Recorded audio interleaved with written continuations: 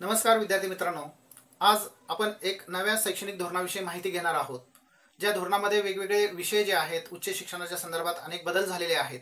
अधिक वेळ न घेता त्या नेमक्या उच्च शिक्षणामध्ये कोणते बदल या धोरणांमुळे घडून आलेले आहे, ज्याला आपण नॅशनल एज्युकेशन पॉलिसी असं म्हटलेलं आहे, नया शिक्षा नीती असं म्हटलेलं आहे. तर नेमके उच्च शिक्षणामध्ये कोणते बदल झालेले आहेत हे आपण लगेच पुढच्या याच्यामध्ये पाहणार आहोत. नमस्कार विद्यार्थी मित्रांनो, तुम्हाला सगळ्यांना माहिती आहे की 29 जुलै 2020 रोजी एका नव्या शैक्षणिक धोरणांची घोषणा करण्यात आली. किंबहुना येणाऱ्या काही वर्षामध्ये याच धोरणांची अंमलबजावणी संपूर्ण देशामध्ये पाहावयास आपल्याला मिळू शकते.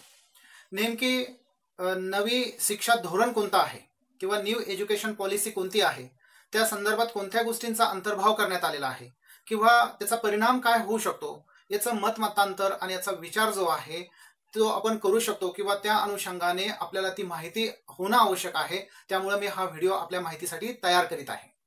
देश स्वतंत्र झाल्यापासून पहिल्यांदा जर आपण विचार केला तर 1968 साली एका नव्या शैक्षणिक धोरणांची अंमलबजावणी स्वातंत्र्यानंतर सुरू झाली होती. हळूहळू जसा जसा काळ पुढे होत गेला तर 1986 असेल व 1992 असेल, काही संशोधन करून काही तरतुदी ज्या आहेत शिक्षणाच्या त्या सुद्धा त्यावेळेस काढण्यात आल्या किंवा त्याचा अंमलबजावणी सुद्धा काही अंशी ती सुरू करण्यात आलेली होती. आज असं म्हणतात की जवळजवळ 34 वर्षानंतर आलेल्या या नॅशनल एज्युकेशन पॉलिसी म्हणजे राष्ट्रीय शैक्षणिक धोरण 2020 हे 21व्या शतकात या धोरणामुळे काही बदल होणार आहे. प्रत्येक व्यक्तीला हे राष्ट्रीय धोरण समजून घेताना थोडासा इतिहास पाहावा लागणार आहे.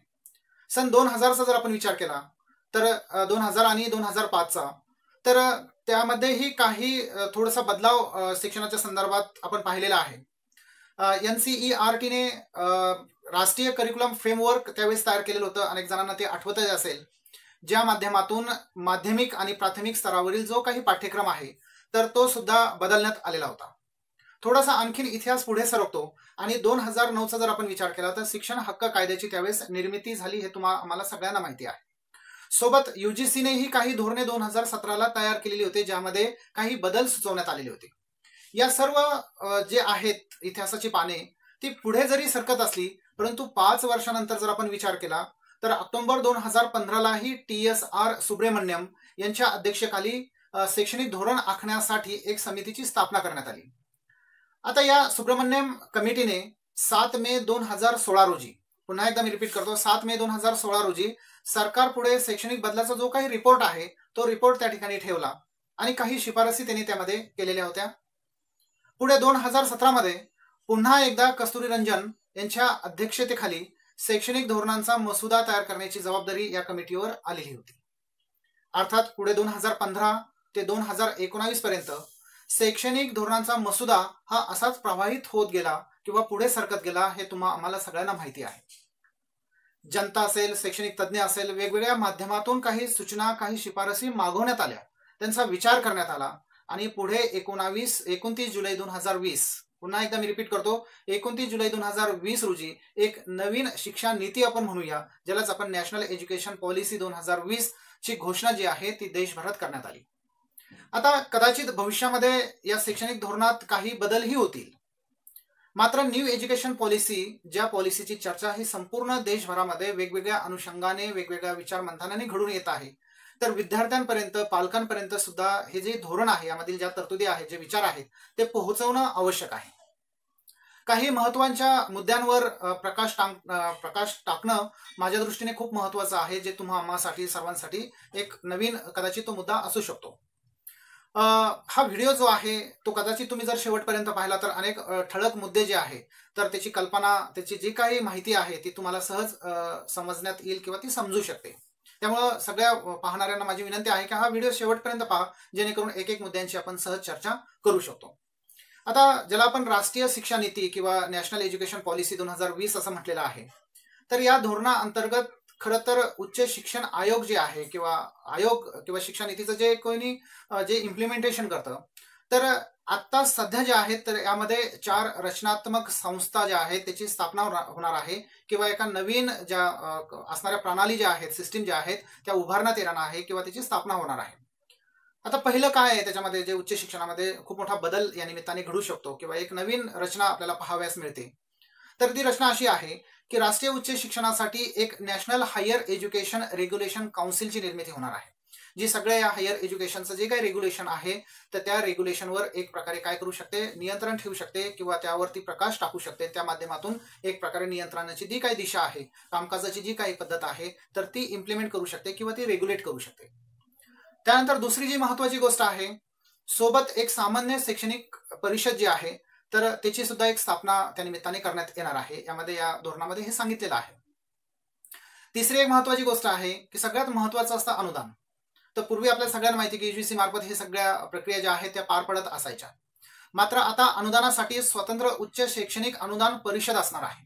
हा एक मोठा बदल या निमित्ताने या धोरणामध्ये आपल्याला दिसून येतो, ज्याला आपण हायर एज्युकेशन ग्रँट काउन्सिल असं म्हटलेलं आहे, की जे आपल्याला ग्रँट जे आहे किंवा पैसा जो आहे, अनुदान जे आहे ते त्या माध्यमातून वितरित करू शकते. सोबत चौथा जो मुद्दा आहे, जो बदल आहे उच्च शिक्षणामधला, तर मान्यतेसाठी राष्ट्रीय स्तरावर आता नॅशनल ॲक्विजिशन काउन्सिलची स्थापना करण्यात येणार आहे, ज्या माध्यमातून मान्यता ज्या आहेत त्या कदाचित अनेक प्रकारच्या मान्यता असू शकतात, महाविद्यालयाच्या संदर्भात असू शकतात, तर त्या मान्यतेच्या संदर्भात नॅशनल ॲक्विजिशन काउन्सिलची स्थापना त्या निमित्ताने करण्यात येणार आहे. आणि या सगळ्या 4 संस्था ज्या आहेत, या रचनात्मक बाबी ज्या आहेत, तर या धोरणामध्ये ह्या स्पष्टपणे सांगितलेल्या आहे की या 4 ज्या प्रमुख प्रणाली ज्या आहेत, ज्या माध्यमातून हे शैक्षणिक नीती जी आहे ती कार्यप्रवान होणार आहे असं आपल्याला दिसून येतं. याशिवाय या शैक्षणिक धोरणामध्ये काही विशेष धोरणांचा सुद्धा उहापोह करण्यात आलेला आहे. कोणता आहे ते मुद्दे, ती ठळक बाबी कोणत्या आहेत, तर सगळ्यात महत्वाचं आहे की महाविद्यालयाचं संलग्नीकरण जे आहे त्याला आपण ॲफिलिएशन असं म्हणतो, तर हे ॲफिलिएशन सुद्धा आता 15 वर्षाच्या कालखंडामध्ये किंवा अंतरामध्ये हळूहळू समाप्त करण्यात येणार आहे. जे काही आपण ॲफिलिएशन वेगवेगळ्या संस्थांकडून घेत असतो ते ॲफिलिएशन आता 15 वर्षाच्या अंतरकाळामध्ये ते हळूहळू समाप्त करण्यात येणार आहे. समाप्त का करणार आहे त्यांनी तीही गोष्ट त्या ठिकाणी सांगितलेली आहे की महाविद्यालयांना स्वायत्तता जी आहे ती प्रदान करण्यासाठी प्रत्येक राज्यामध्ये एक कार्यपद्धतीची यंत्रणा जी आहे ती स्थापन करण्यात येणार आहे, ज्या माध्यमातून विद्यालये जी आहे ती स्वायत्त होऊन स्वतंत्र होऊन विद्यार्थ्यांना डिग्री प्राप्त करून देऊ शकतात किंवा ती स्वतः महाविद्यालय ती सक्षम होऊ शकतात किंवा होणार आहे, हा त्याचा अर्थ निघतो. शिवाय तिसरी एक गोष्ट आहे की उच्च शिक्षणात एक विश्वस्तरीय जे आहे संशोधन, तर त्याला प्रोत्साहन दिलं गेलं पाहिजे, हाही मुद्दा त्याच्यामध्ये ठळक पद्धतीने मांडलेला आहे. दुसरा आहे की BA असेल किंवा BSc असेल, या शिक्षणाचा कालावधी जो आहे यानंतर 4 वर्षाचा होणार आहे. आता आपण पाहतो की प्रत्येक BA असेल, BCom असेल किंवा BSc असेल किंवा वाणिज्य असेल, त्याचा कालावधी जो आहे तो 3 वर्षाचा आहे. आणि आता त्यांनी 4 वर्षाचा यासाठी वाढवलेला आहे की त्याच्यामध्ये सुद्धा खूप अपेक्षित वेगवेगळे बदल केलेला आहे. ते बदल सुद्धा आपल्याला माहिती करून घेणं आवश्यक आहे. काही बदल आहेत, काही स्ट्रीमची त्याच्यामध्ये बदल सांगितलेले आहे. तर 4 वर्षाचा तो कालावधी असणार आहे. 5 वर्षापर्यंत शिक्षण घेणाऱ्यांना बॅचलर व मास्टर डिग्री एकत्रितपणे मिळणार आहे किंवा ती एकत्रितपणे असणार आहे, हाही मुद्दा त्या निमित्ताने मला महत्वाचा वाटतो. दुसरा आहे की तुम्हाला सगळ्यांना माहिती आहे की आपण बरेच मुलं जे आहे ती MA नंतर MPhil ही डिग्री प्राप्त करण्यासाठी विद्यापीठामध्ये किंवा MPhil असणाऱ्या सेंटर्समध्ये ती प्रवेश घेत होती आणि MPhil डिग्रीचं ती संपादन करायचे. परंतु आता या शैक्षणिक धोरणामध्ये असं सांगितलेलं आहे की MPhilची डिग्री ही आता बंद करण्यात आलेली आहे, हा कोर्सच यापुढे असणार नाही. हे महत्वाचा जो निर्देश जे आहे ते या धोरणामध्ये आपल्याला दिसून येतो. दुसरी एक महत्वाची गोष्ट यामध्ये सांगितलेली आहे की उत्तम जर अध्यापन कुणी प्राध्यापक शिक्षक करत नसेल तर त्यावर कार्यवाही करण्याचं सुद्धा प्रावधान जे आहे किंवा सूचना जी आहे ती या धोरणामध्ये आहेत. जसं शिक्षकांच्या बाबतीत आहे तसं महाविद्यालयांच्या बाबतीत सुद्धा आहे. जर एखादे महाविद्यालय जर व्यवस्थित गुणवत्तापूर्ण किंवा त्यांच्या नियमांना धरून जर व्यवस्थित कार्यप्रवण होत नसेल किंवा कार्य करत नसेल तर अशा महाविद्यालयांना सुद्धा बंद करण्याचा प्रस्ताव यामध्ये नमूद करण्यात आलेला आहे. ही विशेष गोष्ट त्यामध्ये प्रामुख्याने आपल्याला दिसून येते. म्हणजे शिक्षकांसोबत महाविद्यालयांना सुद्धा एक प्रकारे या नियमांचं किंवा जे काही रेग्युलेशन्स आहे त्याचं पालन व्यवस्थितपणे करणं आवश्यक आहे. दुसरं एक आहे की शिक्षकांचं कोणतंही ट्रेनिंग कोर्स जे वेगवेगळ्या पातळींवर किंवा वेगवेगळ्या ठिकाणी होत असतं तर यापुढे जे आहे तर ते केवळ विद्यापीठाकडूनच प्राप्त होणार आहे किंवा विद्यापीठामार्फतच ते दिले जाणार आहे. ही एक महत्वाची गोष्ट त्याच्यामध्ये आहे. दुसरा एक महत्वाची गोष्ट आहे की PhD प्राप्त करणाऱ्या विद्यार्थ्यांना त्या PhD सोबतच एक कोर्स करावा लागणार आहे शिक्षणाच्या संदर्भातला किंवा शिक्षणाचा एक कोर्स करणं आवश्यक आहे जो त्यांना अनिवार्य असणार आहे. जर विद्यार्थ्यांनी तो कोर्स केला नाही तर त्याला पीएचडीची पदवी जी आहे ती पूर्ण क्षमतेने किंवा पूर्णपणे ती प्रदान केली जाणार नाही, हाही उल्लेख त्याच्यामध्ये आहे. अनेक गोष्टी आहेत, कदाचित येणाऱ्या काही काळामध्ये जे आहेत आपल्याला खूप त्याचा अभ्यास करणं आवश्यक आहे, कारण त्याची व्याप्ती खूप मोठ्या प्रमाणात आहे. हे मात्र नक्की आहे की या शैक्षणिक धोरणामुळे जे आहे की जे काही बदल आहे उच्च शिक्षणामध्ये, तर ते मोठ्या प्रमाणात आपल्याला दिसून येणार आहे किंवा होणार आहे.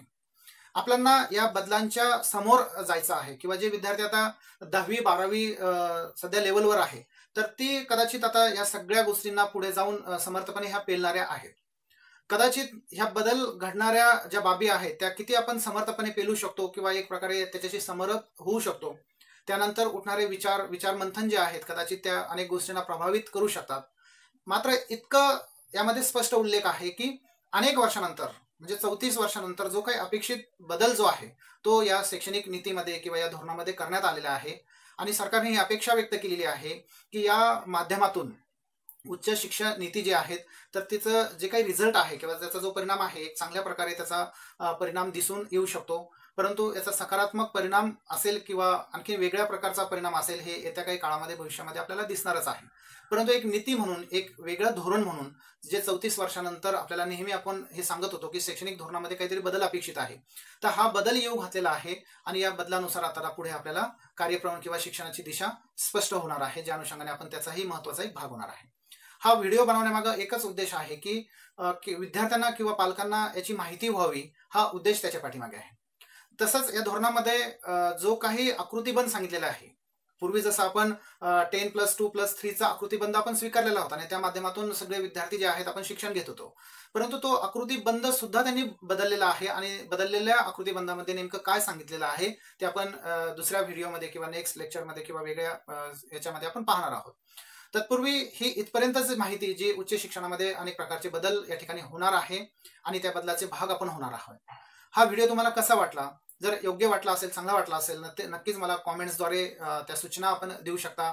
आणि हा व्हिडिओ जो कोणी नवीन विद्यार्थी पाहत असेल, ज्यांनी माझं चॅनल अद्यापही एकदाही सबस्क्राईब केलं नसेल, तर त्यांना माझी विनंती आहे की चॅनल सबस्क्राईब करा आणि जास्तीत जास्त विद्यार्थ्यांपर्यंत हा शेअर करा. ही तुमची जबाबदारी आहे. एक मित्र म्हणून तुम्हाला सगळ्यांना आव्हान आहे, आणि ही माहिती आपण पुढे प्रसारित जर केली तर मला अधिक प्रेरणा इतर गोष्टींसाठी किंवा नवीन नवीन माहितीसाठी मिळू शकते. ही माहिती जी आहे ती इथपर्यंतच उपलब्ध झालेली आहे. पुढची जी नवीन माहिती आहे मी दुसऱ्या व्हिडिओमध्ये तयार करणार आहे. तोपर्यंत मला अनुमती द्या. पुन्हा मी लगेच दुसऱ्या व्हिडिओमध्ये आपणास पुन्हा भेटणार आहे. तोपर्यंत धन्यवाद. जय हिंद.